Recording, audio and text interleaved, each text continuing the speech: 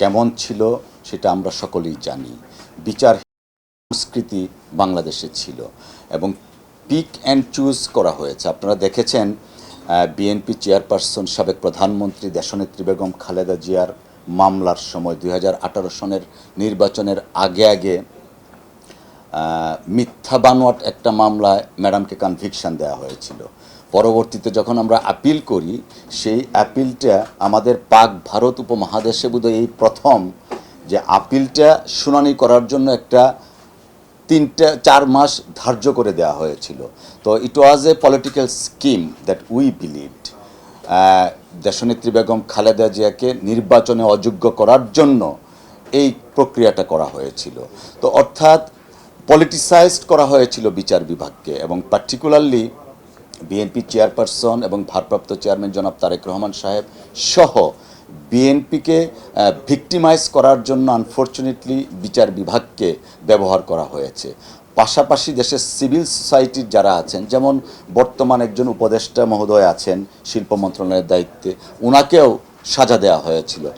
এইভাবে সমাজের বিভিন্ন স্তরের মানুষকে যারা ওই রেজিমের এগেনস্টে কথা বলতো তাদের বিরুদ্ধেই বিচার বিভাগকে ব্যবহার করা হয়েছিল। এবং আপনারা দেখেছেন যে নিউ ইয়র্ক টাইমস, গার্ডিয়ান, জাতীয় এবং আন্তর্জাতিক অনেক পত্র পত্রিকায় বলেছিল, তখন রিপোর্ট এসছিল যে ফেসিস্ট রেজিম তাদের ক্ষমতাকে প্রলম্বিত করার জন্য বিচার বিভাগকে ব্যবহার করছেন, এবং এটা জাতীয়ভাবেও এস্টাবলিশড। এবং আপনারাও পত্রিকায় বিভিন্ন সময় রিপোর্ট করেছেন যে মাননীয় বিচারপতিদের যে কোড অফ কন্ডাক্ট আছে, সেই কোড অফ কন্ডাক্টের বাইরে গিয়ে ওনারা অনেক কাজ করেছেন যা কোড অফ কন্ডাক্টের মধ্যে পড়ে না। তো সমস্ত বিষয় নিয়েই আমাদের দলের পক্ষ থেকে গতকাল মাননীয় উপদেষ্টা মহোদয়ের সাথে, প্রধান উপদেষ্টা মহোদয়ের সাথে যে বৈঠক হয়েছে, সেই বৈঠকে পার্টির মহাসচিব সহ বিএনপি যে ডেলিগেশন ছিলেন ওনারা দাবি জানিয়ে আসছেন পলিটিসাইজড যারা করেছেন এবং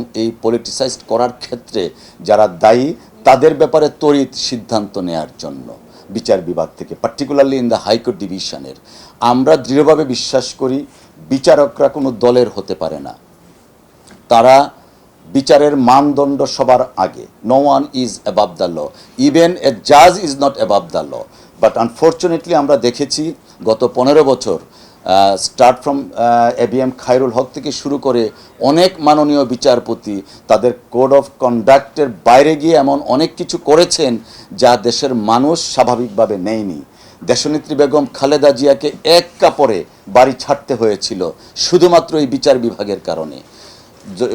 যখন বাড়ি ছাড়ার জন্য নোটিশ দেওয়া হয়, আমরা হাইকোর্টে এসেছিলাম, স্টে হয়েছিল, পরবর্তীতে ভ্যাকেট করা হয়েছে। ইভেন বাড়ি ছাড়ার জন্য যে যথাযথ প্রক্রিয়া সেটাও পর্যন্ত অবলম্বন করা হয়নি, যে কারণে ওনাকে এক কাপড়ে বাড়ি থেকে বের করে দেওয়া হয়েছিল।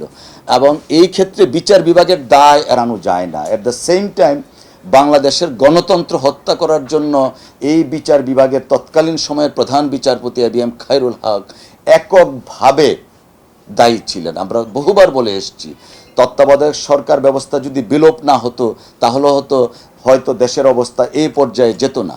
যে কারণেই দেশের মানুষের প্রত্যাশা এদেশে গণতন্ত্র হত্যা করার জন্য, বিচার বিভাগকে পলিটিসাইজ করার জন্য এবং বিরোধী দলের নেতাকর্মীদেরকে ভিক্টিমাইজ করার জন্য এই বিচারকদের ব্যবহার করা হয়েছে। এবং কিছু কিছু বিচারপতি তারা নিজেরা ব্যবহৃত হয়েছেন, যেমন জনাব তারেক রহমান সাহেব যেন তার বক্তব্য প্রচার করতে না পারেন সেই জন্য একটা রুল ইস্যু করা হয়েছিল, যেটা শুধু বাংলাদেশ না বিশ্বের ইতিহাসে নেই, কোনো রাজনীতিবিদের বক্তব্য প্রচার করা যাবে না। সেই রুলও ইস্যু করা হয়েছিল 2015 সনের 7ই জানুয়ারি, আমরা সেটাও দেখেছি।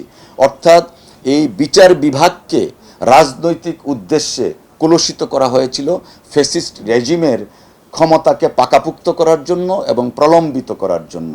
দ্বিতীয় স্বাধীনতার পরে দেশের মানুষের প্রত্যাশা, 18 কোটি মানুষের প্রত্যাশা এই বিচার বিভাগকে কুলসমুক্ত করার জন্য, যেন সত্যিকার অর্থে একটা বিচার বিভাগ মানুষ পায়, যে বিচার বিভাগের জন্য আমাদের আবু সাইদ মুগ্ধরা প্রাণ দিয়েছে, সেই বিচার বিভাগ প্রতিষ্ঠা করার জন্য আমরা চাই। দেখুন, এটা কালকে পার্টির মহাসচিব ক্যাটাগরিক্যালি বলে এসছেন, সেই যেভাবে উনি বলে আসছেন সেটাই আমরা আইনজীবী হিসাবে এবং কর্মী হিসাবে আমরা সেটাকে এন্ডোর্স করি। না, ঠিক আছে, কিন্তু উনার কাজ আছে বা নাই, দেশ তো এখন একটা আপনার ডক্ট্রিন অফ নেসেসিটির মধ্যে আমরা চলছি। আপনি যে কথাটা বলেছেন সুপ্রিম জুডিশিয়াল কাউন্সিল, আপনারা জানেন সুপ্রিম জুডিশিয়াল কাউন্সিল পুনর্বহাল করার জন্য যে রায়টা দেওয়া হয়েছিল, সেই রায়টা কেন দেওয়া হয়েছিল, সেই জন্য তৎকালীন চিফ জাস্টিস এস.কে. সিনহাকে ফিজিক্যালি অ্যাসল্ট করে দেশ থেকে বের করে দেওয়া হয়েছে। তো দেশে তো এখন সুপ্রিম জুডিশিয়াল কাউন্সিলের যেহেতু নেই, এবং আমরা দেখেছি যদিও সেই সংবিধানের সেই ধারাটা পাবলিসাইজড হয় না, কিন্তু অনলাইনে এখন আছে, সেই সুপ্রিম জুডিশিয়াল কাউন্সিলের পাওয়ারটা পার্লামেন্টে নিয়ে গেছে। তো পার্লামেন্ট তো এখন এক্সিস্টেন্স নেই, যে কারণে দেশের মানুষের প্রত্যাশাটা পূরণ করার জন্য কার কাছে যেতে হবে, রাজনৈতিক দল কার কাছে যাবে? সেই জন্যই মাননীয় প্রধান উপদেষ্টা মহোদয় শরণাপন্ন হয়েছে দেশের রাজনৈতিক দলগুলো যেন একটা রিড্রেস পান, যেন বিচার বিভাগ সত্যিকার অর্থে বিচার বিভাগে পরিণত হয়, যেখানে ন্যায় বিচার থাকবে, প্রত্যেক মানুষই তার ন্যায় বিচারটা পাবেন, এবং কেউ যেন অবিচারের শিকার না হয়। যারা ইতিপূর্বে অবিচারের শিকার হয়েছিলেন, যাদের মাধ্যমে হয়েছিলেন, তাদের ক্ষেত্রে মাননীয় প্রধান উপদেষ্টা যেন কার্যকর পদক্ষেপ নেন ওনার মেকানিজমের মাধ্যমে। সেই জন্য ওনার কাছে পলিটিক্যাল পার্টির হিসাবে বিএনপি দাবি জানিয়ে এসেছে। আমাদের পলিটিক্যাল পার্টির প্রত্যেকটা পলিটিক্যাল পার্টির কনসেনসাসের ভিত্তিতেই বর্তমান এই অন্তর্বর্তীকালীন সরকার আছে, অর্থাৎ পলিটিক্যাল পার্টির কনসেনসাসের ভিত্তিতে যে সরকার, সেই সরকার প্রধানের কাছেই তো পলিটিক্যাল পার্টি দাবি দেওয়া জানাবে, এটাই তো স্বাভাবিক। এইটা আসলে আমাদের দেশের জন্য, গণতন্ত্রের জন্য খুবই দুঃখজনক, পীড়াদায়ক, এবং 18 কোটি মানুষের জন্য এটা অত্যন্ত হতাশাব্যঞ্জক।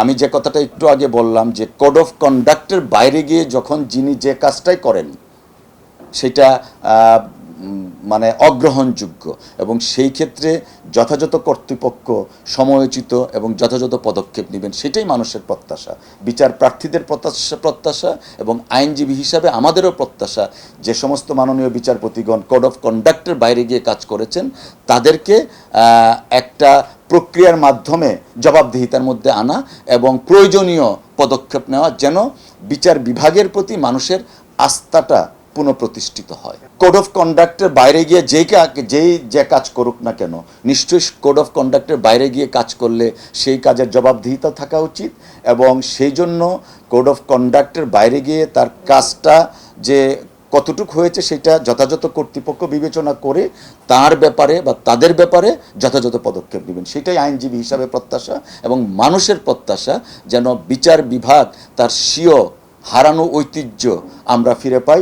মানুষের প্রত্যাশা, মানুষের শেষ আশ্রয়স্থল সুপ্রিম কোর্ট, সেই শেষ আশ্রয়স্থলটা যেন আবার পুনঃপ্রতিষ্ঠিত হয়, ন্যায় বিচার যেন প্রতিষ্ঠিত হয়, সেটাই আমাদের প্রত্যাশা। না, এই ব্যাপারে আমরা বহুবার বলেছি, দ্বিতীয় স্বাধীনতার পরে সারা বাংলাদেশের মানুষের প্রত্যাশা, এবং বিশেষ করে বিএনপির শত সহস্র নেতাকর্মীর প্রত্যাশা, তাদের নেতাকে বাংলাদেশে প্রত্যাবর্তন করানো।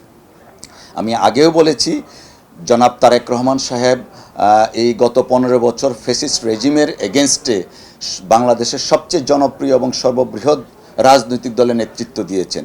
স্বাভাবিকভাবে মানুষের প্রত্যাশা তিনি সহসায় দেশে ফিরে আসবেন। অফকোর্স সেটা তার ব্যক্তিগত সিদ্ধান্ত, এবং তিনি যথাসময়ে যথাযথ পদক্ষেপ নেবেন।